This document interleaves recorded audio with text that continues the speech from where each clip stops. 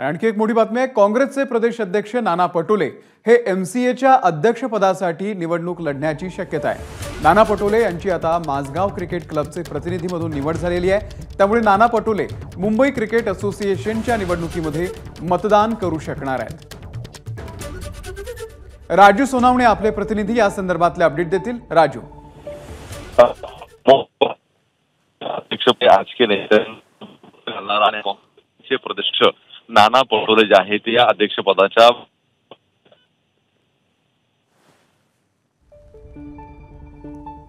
राजू यांचा आवाज आपल्यापर्यंत पोहोचत नाहीये, परंतु या तासाची मोठी बातमी आहे की नाना पटोले हे मुंबई क्रिकेट असोसिएशनच्या अध्यक्षपदाची निवडणूक लढण्याची शक्यता आहे।